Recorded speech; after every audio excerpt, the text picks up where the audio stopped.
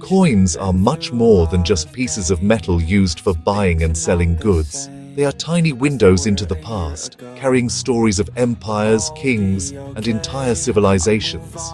For a place with a rich and complex history like Kashmir, these small metal discs are incredibly important historical documents. They provide solid evidence about who was in power at different times. Each coin tells us about the ruler's name, their religion, the language they used, and the artistic styles they preferred. By studying these coins, we can trace the long and winding journey of Kashmir through many centuries, watching as different cultures arrived and left their mark on this beautiful valley. The study of coins, known as numismatics, is like a special kind of history lesson. Unlike written records, which can sometimes be biased or lost over time, coins are durable objects that survive for thousands of years. They give us direct proof of historical events and timelines. In Kashmir, the designs on coins change dramatically with each new dynasty. We can see the shift from early Hindu symbols to Greek-influenced portraits, and later to Islamic calligraphy. This progression shows us how Kashmir was a crossroads of different peoples and ideas, a place where many powerful empires met and mixed, creating a unique cultural identity that is reflected in its coinage. Throughout this essay, we will take a journey through time, following the story of Kashmir's coins from the very beginning.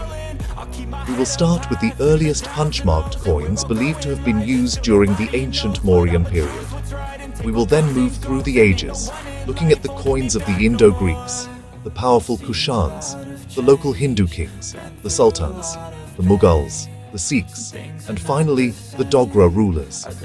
Each section will explore what the coins from that era looked like, what symbols and scripts they featured, and what these details reveal about the society that created them. This exploration is not just about currency, it is about understanding the soul of Kashmir. By the end of our journey, it will become clear how these small, often overlooked objects serve as a timeline of power and culture.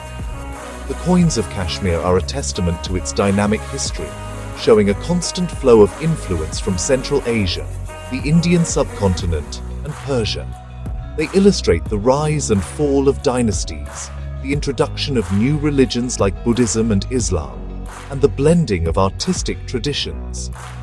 These metal chronicles help us piece together the grand puzzle of Kashmir's past, offering a tangible connection to the people and rulers who shaped this legendary land over 2 millennia, making them invaluable for any student of history. Our story begins over 2,000 years ago, during the time of the Great Mauryan Empire, which ruled much of ancient India. While we do not have coins that were minted specifically in Kashmir from this period, historical evidence suggests that the currency of the Mauryans was widely used in the region. These early coins were not round and stamped like modern coins. Instead, they were irregularly shaped pieces of silver, known as punch-marked coins. They were created by stamping several different symbols onto a metal sheet, which was then cut into smaller pieces. These symbols often included images of the sun, a 6-armed figure, hills, and various animals, representing the authority of the empire. Following the decline of the Mauryans, new powers emerged from the northwest. The Indo-Greeks, who were descendants of Alexander the Great's soldiers, expanded their kingdom into parts of northern India, including Kashmir. Their arrival brought a revolutionary change to coinage. For the first time, coins began to feature realistic portraits of the kings who issued them. This was a tradition borrowed directly from the Greeks. The coins were beautifully made, often in silver, with the king's bust on one side and a Greek deity, such as Zeus or Heracles, on the other. This marked a major shift from the symbolic designs of the Mauryan period to a more personal and artistic style. The Indo-Greek coins also introduced the practice of bilingual inscriptions. The king's name and titles were written in Greek on one side of the coin, and on the reverse, the same information was written in a local Indian script, usually Kharosthi. This was a practical decision, made to ensure that the coins could be understood and accepted by both the Greek ruling class and the local Indian population. Rulers like Menander I, whose coins have been found in and around Kashmir, became well known through their currency. These coins show us a period of cultural fusion, where Greek and Indian traditions were beginning to merge in a fascinating way. Later, the Indo-Scythians, a nomadic people from Central Asia, followed the Indo-Greeks and took control of the region. They continued many of the coin-making traditions established by their predecessors. Their coins also featured portraits of kings, though often in a slightly less refined style. A common design on Indo-Scythian coins was a king on horseback, a symbol that would become very popular and would be copied by later rulers in the region for centuries. The use of Greek and Kharosthi scripts also continued, showing that the cultural influences from the previous era remained strong.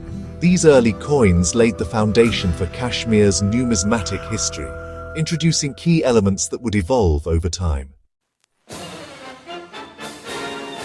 The Kushan Empire, which rose to power around the 1st century AD, marked another significant chapter in the history of Kashmir's coinage.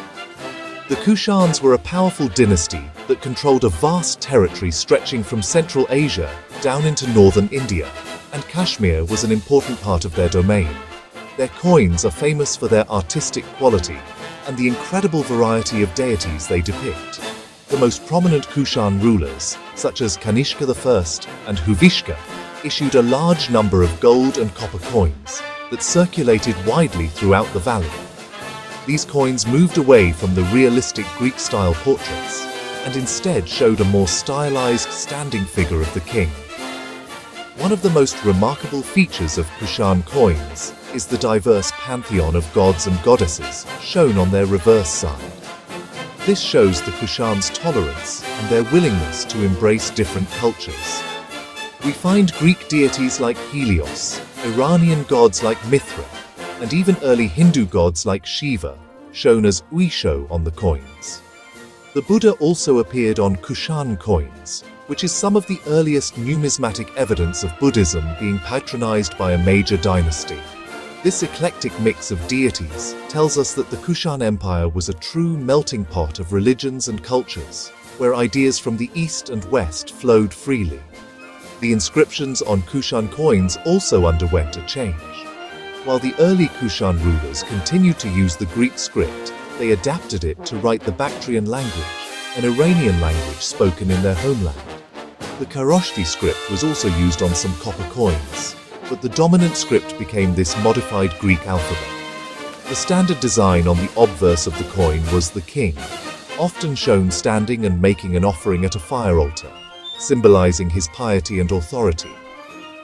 The reverse side was reserved for the chosen deity, along with the deity's name written in the Bactrian language. This format created a distinct and easily recognizable Kushan coin. The materials used by the Kushans were also significant. They were one of the first dynasties in the region to issue a large quantity of gold coins, known as dinars. This was likely made possible by their control over the Silk Road trade routes, which brought immense wealth into the empire. The abundance of their copper coins suggests a well-developed monetary economy, where even common people used coins for daily transactions.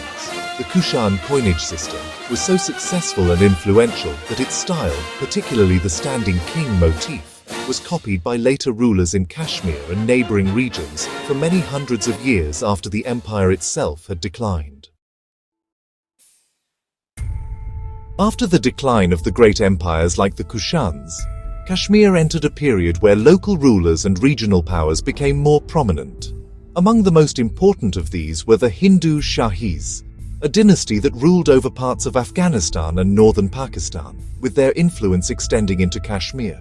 Their coinage marks a distinct shift away from the earlier traditions and established a new style that would dominate the region for centuries. This new style is famously known as the bull and horseman type. It was a simple yet powerful design that became the standard for many kingdoms in northern India from around the 8th to the 12th centuries. The design of the bull and horseman coin was very consistent.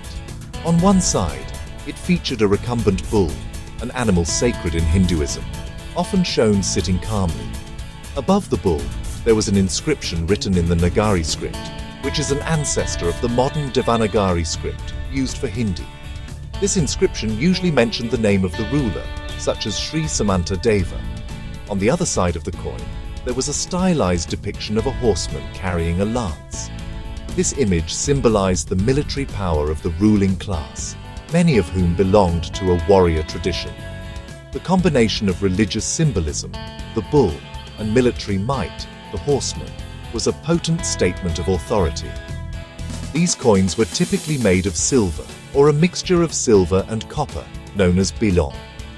Unlike the beautiful gold coins of the Kushans, the Hindu Shahi coins were more functional. The quality of the artwork was often crude, with the images becoming more and more abstract over time. However, their simple and recognizable design made them a very stable and trusted currency across a wide geographical area.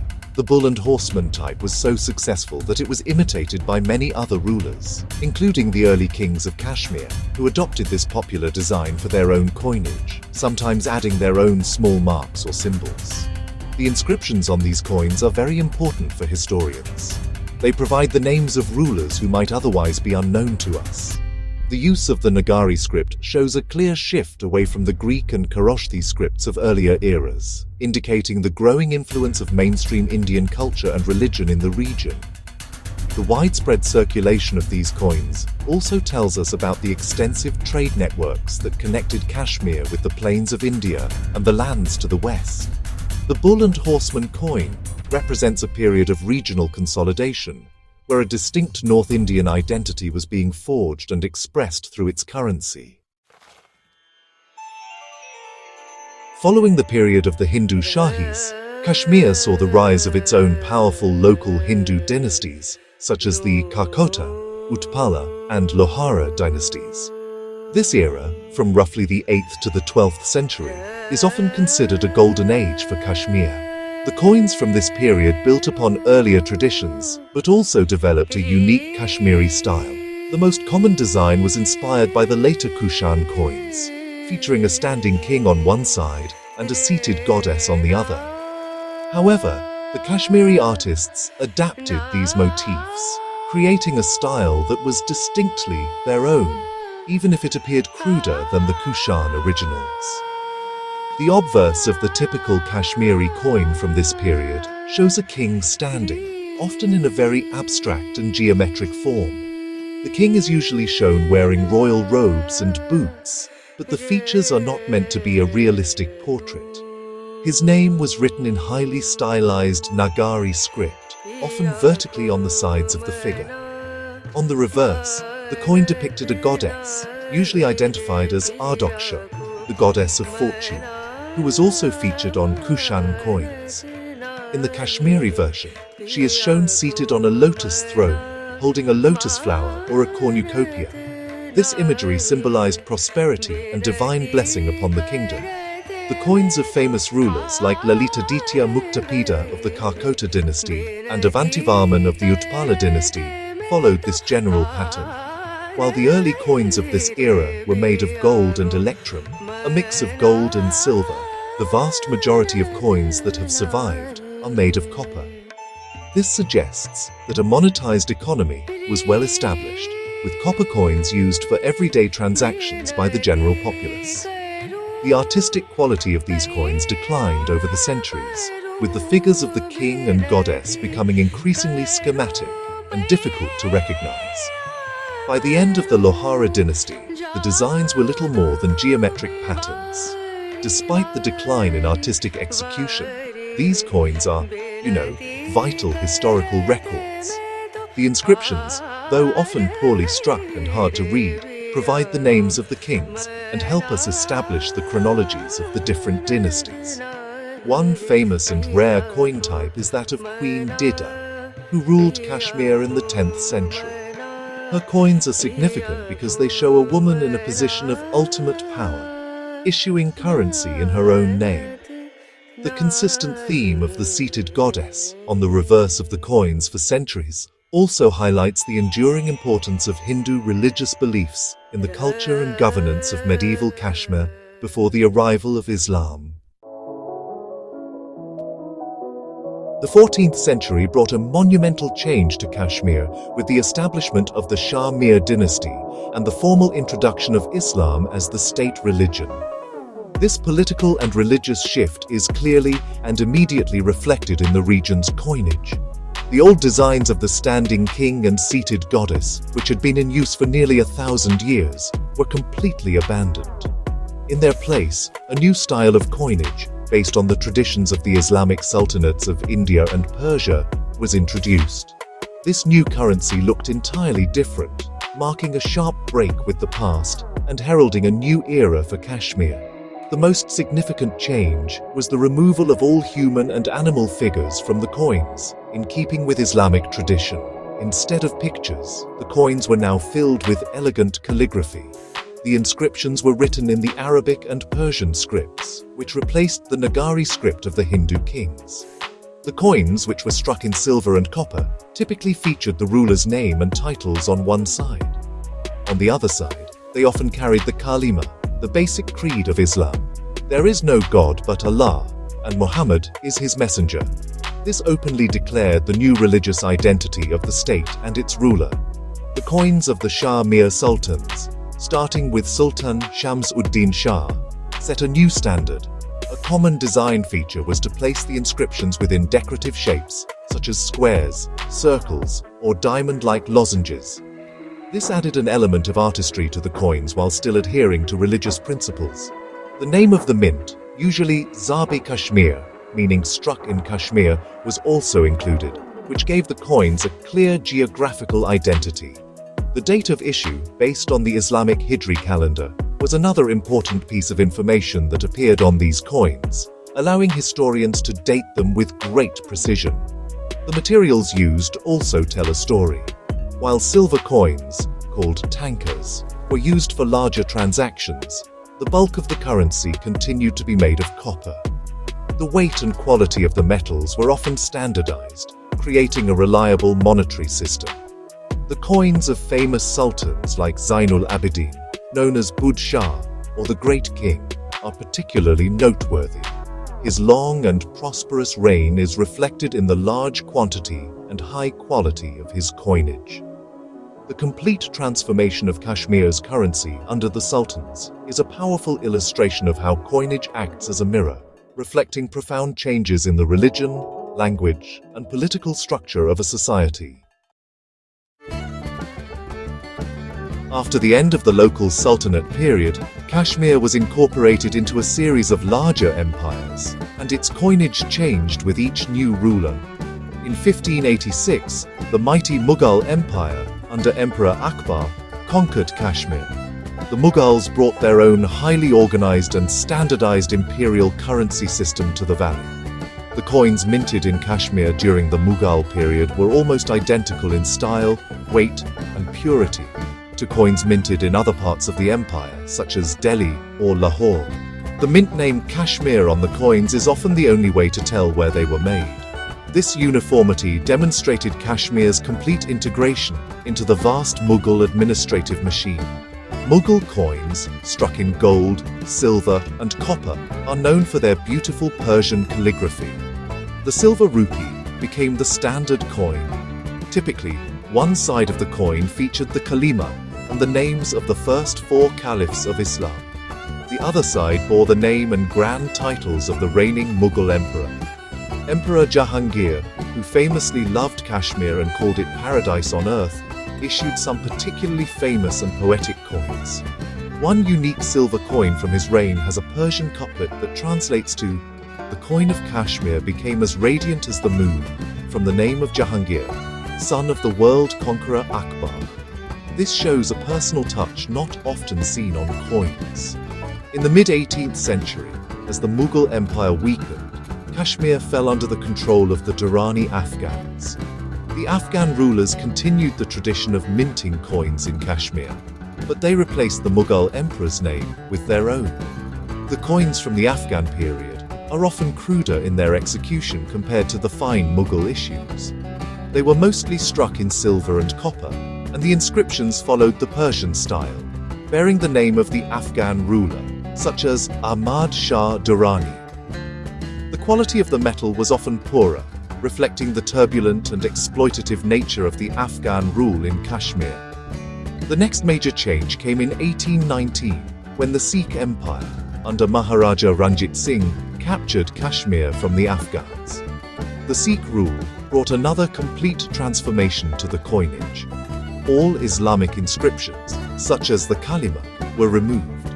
In their place, Sikh coins featured symbols and phrases important to the Sikh faith. A prominent feature on Sikh coins from the Kashmir Mint is a leaf, believed to be a chinar leaf, a tree symbolic of Kashmir. The inscriptions were written in the Gurmukhi script and often included phrases like Akal Sahai, meaning may the Timeless One help. The date was now given in the Vikrami Samvat calendar, used in many parts of India. This shift in script, symbols and calendar clearly announced the arrival of a new power with a different religious and cultural identity. The Sikh rule in Kashmir came to an end in 1846 with the Treaty of Amritsar, which transferred the region to the Dogra ruler, Gulab Singh. This marked the beginning of the Dogra dynasty and the formation of the princely state of Jammu and Kashmir. The Dogras established their own state coinage, which was distinct from the currency of British India. The early coins of the Dogra period continued some of the traditions of the Sikhs, but they quickly developed their own unique style. The coins were issued in the name of the Dogra Maharajas, such as Gulab Singh, Ranbir Singh, and Pratap Singh, solidifying their authority over the newly formed state. A key feature of Dogra coinage was the inclusion of the letters JHS on many of their coins. This sacred inscription was a devotional appeal to the goddess Durga, written in a form of Nagari script. This clearly marked the coins as belonging to the Hindu Dogra rulers. The coins were struck in copper and silver, and the designs often included floral patterns, leaves and daggers, along with the date in the Vikrami calendar. While the early coins were hand-struck, the reign of Maharaja Ranbir Singh saw the beginning of modernization. He established a new mint in Jammu and introduced machinery for making coins, which resulted in more uniform and better quality currency. During the reign of Maharaja Pratap Singh, the coinage underwent further changes. While the state continued to issue its own currency, the growing influence of the British Empire became apparent. The design of the coins started to look more like the currency of British India, although they still carried the symbols and inscriptions of the Dogra state. For a time, two types of currency circulated in Kashmir: the local state currency, known as the Kham rupee, and the British Indian rupee. The exchange rate between the two often fluctuated, creating a complex economic situation for the people of Kashmir. By the late 19th century, the era of a separate, distinct Kashmiri currency was drawing to a close. Under pressure from the British, the Dogra state stopped minting its own coins. The local mints were closed down, and the British Indian rupee became the sole legal tender throughout the state of Jammu and Kashmir. This move was part of a broader British policy to standardize the currency and economy across the entire Indian subcontinent. Although the Dogra rulers continued to govern as princes, their power to issue their own money was gone. This marked the end of a long and rich tradition of local coinage in Kashmir that had lasted for over 2,000 years. The year 1947 was a turning point for the entire Indian subcontinent. With the end of British rule, the princely state of Jammu and Kashmir, under Maharaja Hari Singh, acceded to the newly independent nation of India. This political integration had a direct and final impact on the region's currency. The British Indian currency, which was already the official money in use, was seamlessly replaced by the currency of the Republic of India. The new Indian rupee, featuring the iconic Ashoka lion capital, became the standard medium of exchange for all transactions in Kashmir, just as it did in the rest of the country. This marked the final chapter in the history of Kashmir's independent and regional coinage. The coins and banknotes of modern India tell a national story rather than a regional one. The symbols, scripts, and languages on them are chosen to represent the unity and diversity of the entire nation. While local artistic traditions and historical figures from Kashmir might be celebrated on occasional commemorative coins issued by the Indian government, the everyday currency no longer carries the specific marks of a Kashmiri mint or a local ruler. The journey from punch-marked coins to the modern Indian rupee reflects Kashmir's journey from a remote ancient territory to a crossroads of empires, a princely state, and finally, an integral part of a modern nation-state. Looking back, the entire history of Kashmir's coinage is a powerful summary of its past. Each piece of metal tells a story of who was in charge and what they valued. We see the Mauryans' abstract symbols, the Indo-Greeks' realistic portraits, and the Kushans' diverse gods. We trace the rise of a local Hindu identity through the bull and horseman and the seated goddess motifs. We witness the dramatic shift brought by Islam with the Shah Mir sultans, whose coins favored beautiful calligraphy over images. The coins of the Mughals, Afghans, and Sikhs each announce a new conquest and a new cultural overlay, changing the language, script, and religious symbols with each new dynasty. In conclusion, the numismatic history of Kashmir is a microcosm of its broader history. The designs on its coins serve as a timeline of political change, religious transformation, and cultural fusion. They are tangible evidence of the many different peoples and powers that have shaped the identity of this complex and fascinating region. From the ancient empires of India to the invaders from Central Asia, from local Hindu kings to Islamic sultans, and from the Dogra state to the Republic of India, the coins provide a continuous narrative. They are not just money. They are small, durable monuments to Kashmir's long, layered, and extraordinary journey through